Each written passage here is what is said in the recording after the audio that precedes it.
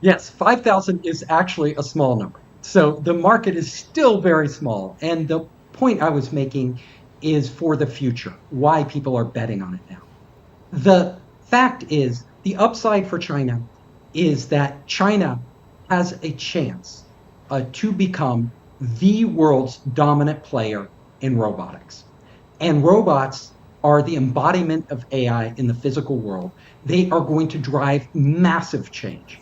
China is already the world's leading manufacturer and has the most sophisticated and robust supply chains in the world. All of that put together make it very hard for other countries to compete. The US is scared. The US just banned robots because it is afraid that China will dominate.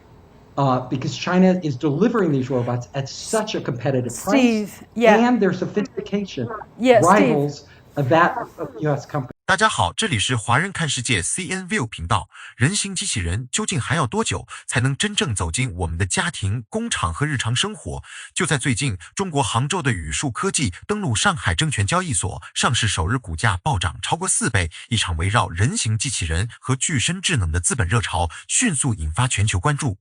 会跳舞，能拳击，还能完成后空翻，这些看似炫目的动作，真的意味着机器人已经具备大规模商业化的条件了吗？从科研教育到工厂车间，再到未来的家庭服务，宇树科技的真正优势究竟在哪里？中国凭什么在这一赛道占据领先位置？而美国又为何开始限制外国制造的人形机器人？更值得追问的是，当机器人逐渐承担危险、重复和枯燥的工作，我们的就业、生活方式，甚至人与机器共存的规则又将发生怎样的变化？本期内容，我们将从一场备受瞩目的 IPO 出发，带你看懂这场科技竞赛背后的资本逻辑、产业实力与现实挑战，未来可能已经比我们想象中更近。Vision to be a tech leader globally, and humanoid robots is an area where China is leading right now, and this leads into a whole other areas like physical AI. It's an extension of humanoid robots is really an extension of physical AI, the embodiment of AI into everything and around us physically. That's the next tier of AI's stage, and it's a very important stage. So I think this signifies that China can be a leader in the next phase of AI, and AI certainly is the big boom, just like the dot-com era was 15 years ago. We saw what happened with the dot-com era. Now, I don't know if that's going to happen with AI or not, but in the dot-com boom, it was huge valuations like we've seen in AI, both in Silicon Valley and in China. And then we saw the downside of that, where there was a concentration of a few leaders and then others just dropped off. So we see dozens of Unitree wannabes in China that could drop off, and there may only be just a few winners. So I think beware. The investors should beware, should do their due diligence. And certainly the venture capital investors who get in early into the leading ones will do well. Stock market investors following Unitree need to calculate very carefully the profitability of these startups, their growth record, their ability to go global. That's a big question mark, considering the U.S. ban on new models from China. I do see Unitree around a lot in Silicon Valley. It's at a lot of events. It's getting a lot of high profile. It's on YouTube. But that doesn't mean that, it's a lasting company. You have to get into these markets and continue growing and continue churning out profits and revenues. So I think it still has a long road ahead of it. IPO is a great step in raising more money, but it's an initial step in some ways.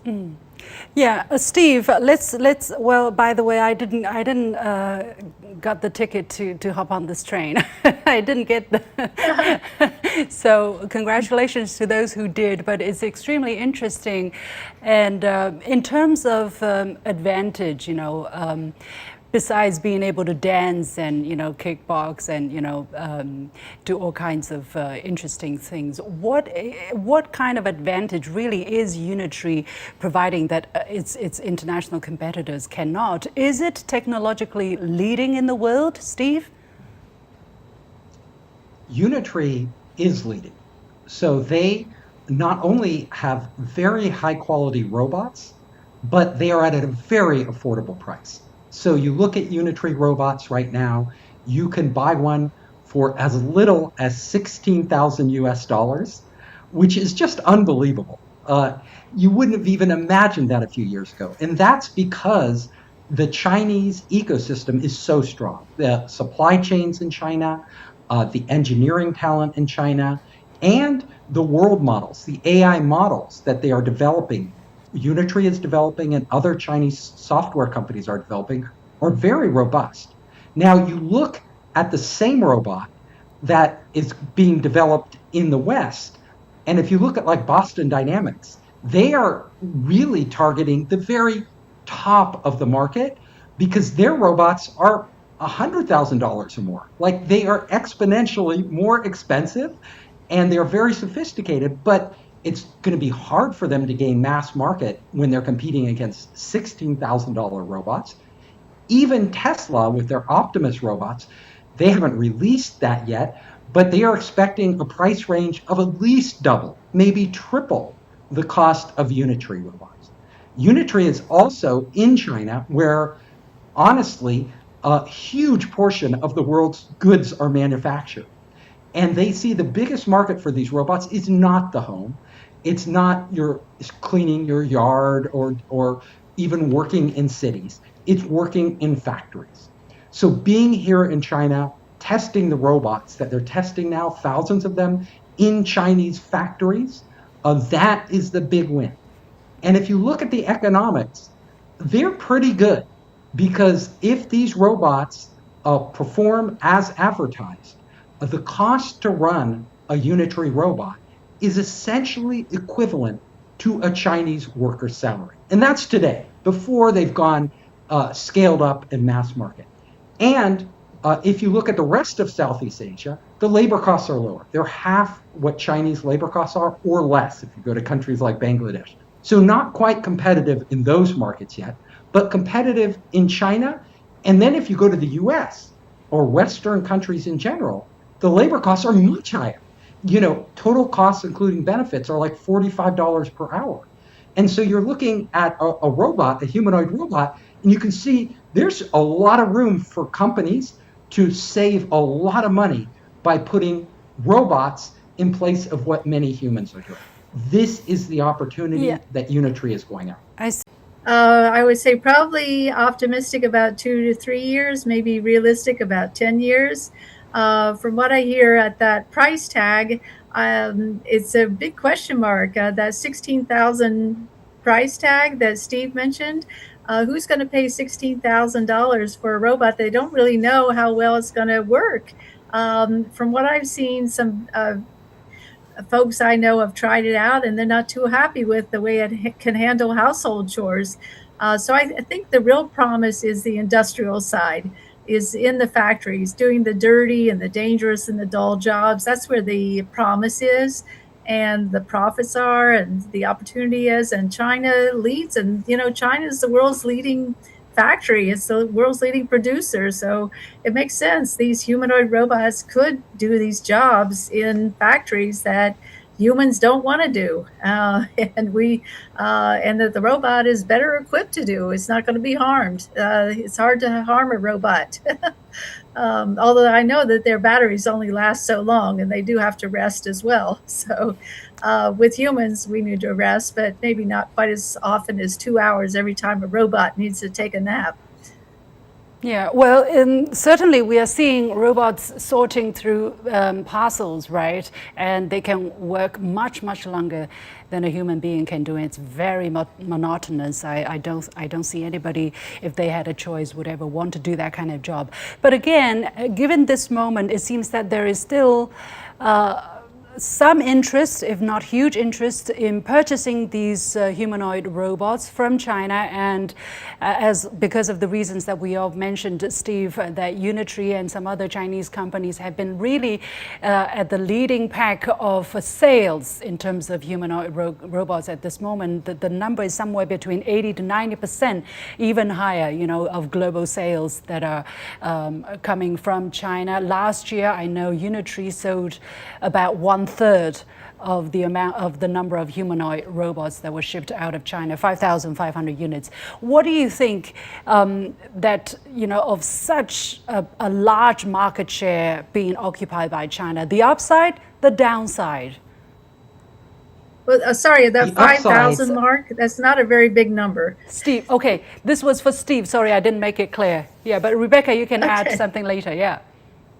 Okay. Yes, 5,000 is actually a small number. So the market is still very small. And the point I was making is for the future, why people are betting on it now. The fact is, the upside for China is that China has a chance to become the world's dominant player in robotics. And robots are the embodiment of AI in the physical world. They are going to drive massive change. China is already the world's leading manufacturer and has the most sophisticated and robust supply chains in the world. All of that put together make it very hard for other countries to compete. The US is scared. The US just banned robots because it is afraid that China will dominate. Because China is delivering these robots at such a competitive Steve, price, yeah. and their sophistication Yeah, rivals that of U.S. companies. Sorry for interrupting Yes. here. I have about 4 minutes left, and I want to ask this question. I think it's hanging on the lips of many people watching at this moment, where you're saying China will be the leader in terms of humanoid robot. For a lot of people watching this, they think of one word: fear. What would you like to say to them? I would say that for most people, it doesn't matter where the robot comes from. The robots are coming. They are coming. So they are going to come from China or they are going to come from the US. No matter what, those two countries are going to be competing. We are going to have to learn to live with robots.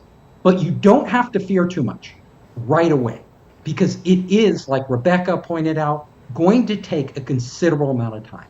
I speak with so many CEOs, top CEOs of robotics companies. They all tell me the biggest issue right now, the number one issue, besides the battery life, they can solve that, is maintenance. These robots break down all the time. They are hard to maintain, hard to repair. They have many moving parts. This is the huge challenge. All right. Well, Rebecca, when I talk about fear, I'm not just talking about technology, right? 一场上市首日股价暴涨的资本市场事件，为什么会引发如此广泛的关注？表面上看，这是宇树科技的一次高光亮相，是一家人形机器人企业获得资本追捧的故事。但如果把视线拉远，就会发现这场上市更像是一扇窗口，让我们看见人工智能正在从屏幕里的软件走向真实世界中的机器，也让一个曾经遥远的未来开始变得具体可触摸，甚至与每个人的生活发生联系。宇树科技最吸引眼球的当然是机器人能够行走、跳跃、翻滚、拳击，甚至完成舞蹈和武术动作。这些展示让人惊叹，却还不是决定行业成败的关键。会表演只能证明机器人具备一定的运动控制能力，真正决定它能否走进工厂、企业和家庭的是它能不能稳定工作，能不能听懂指令，能不能在陌生环境中完成任务，能不能长时间运行，还要能不能方便维修，并且让使用者觉得价格合理、物有所值。换句话说，人形机器人已经逐渐走过了单纯展示技术的阶段，接下来要面对的是更加残酷的商业考验。企业不仅要证明机器人能动，还要证明它能创造价值；不仅要证明产品足够先进，还要证明生产成本、维护成本和使用成本能够被市场接受。上市带来的资金可以帮助企业扩大研发、建设产线、积累数据，但资本本身并不能自动转化为利润。涨升之后，真正的竞争才刚刚开始。这也是为什么投资者对宇树科技的追捧既包含长期信心，也夹杂着短期情绪。有人看好人工智能和机器人代表的未来，愿意提前布局；也有人担心错过风口，于是匆忙入场。资本市场常常会提前定价未来，但未来并不等于现实，更不等于所有企业都能成功。一个行业越热闹，越需要保持冷静。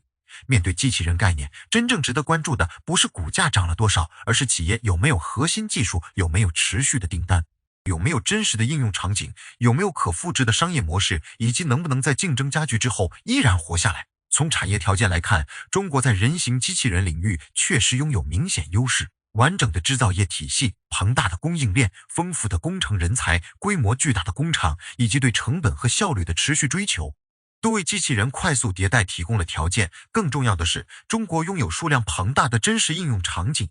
机器人可以先进入工厂，承担高温、危险、重复造的工作，在实际生产中不断训练和改进，再逐步拓展到仓储、物流、公共服务，最后才有可能走进普通家庭。这条路径比直接让机器人进入家庭更加现实。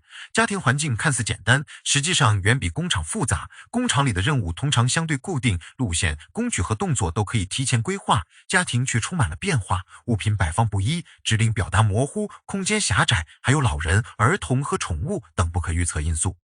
一个能在舞台上完成后空翻的机器人，不一定能准确地把厨房收拾干净，更不一定能在突发状况下做出可靠判断。因此，家庭机器人真正迎来突破，还需要感知、决策、操作、续航和安全等多个环节同时成熟。节目中提到的 ChatGPT 时刻，本质上就是一个判断标准。机器人进入陌生家庭后，只凭文字或语音就能自主完成绝大多数常见任务。这个目标令人期待，但距离真正实现仍有很长的路。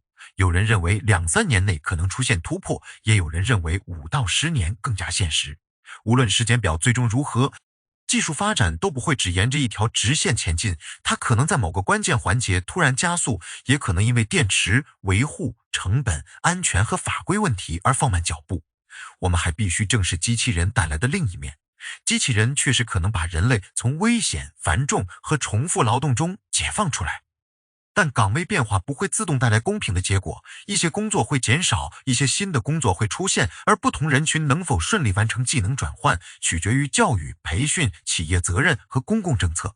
真正重要的问题不是简单的讨论机器人会不会取代人类，而是我们能否让技术替代危险和低效的劳动，同时让更多人获得进入新产业、掌握新技能的机会。此外，机器人越接近现实生活，监管就越不能缺席。谁来负责机器人的错误？发生事故时，责任由制造商、软件开发者还是使用者承担？机器人收集的数据归谁所有？当机器人进入工厂、街道和家庭，我们又该如何保护隐私、保障安全，并防止技术被滥用？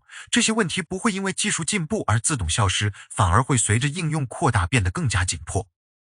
至于中美之间围绕机器人和人工智能展开的竞争，它已经不只是企业之间的产品竞争，也牵涉供应链、数据、标准、资本和规则。限制某个国家的产品或许能够改变一时的市场格局，却未必能够阻止技术向前发展。对普通用户来说，机器人来自哪里固然重要，但更重要的是它是否安全、可靠、实用、负担得起。最终能够赢得市场的，不会只是宣传最响亮的企业，而是能够持续提供高质量产品，并真正解决现实问题的企业。所以宇树科技的上市既不是机器人时代已经全面到来的证明，也不是一场可以被轻易忽略的资本炒作，它更像是一个信号，具身智能正在从实验室走向产业，从概念走向应用，从少数人的演示走向更广泛的社会竞争。我们应该对未来保持期待，也要对风险保持清醒，可以关注风口，但不能被情绪牵着走，可以拥抱技术，但不能放弃对规则、伦理和人的价值的思考。机器人时代终究会到来，问题只是它会以怎样的速度、怎样的价格、怎样的形态进入我们的生活。也许最先改变我们的不是家里一个能够聊天做饭的机器人，而是工厂里一台默默承担危险工序的机器，是仓库里一套不知疲倦的分拣系统，也是人工智能第一次真正伸手触碰现实世界的时刻。您认为人形机器人最应该先进入哪些场景？它会让我们的生活更轻松，还是会带来新的焦虑？欢迎在评论区留下您的看法，也欢迎点赞订阅，查看更多精彩视频。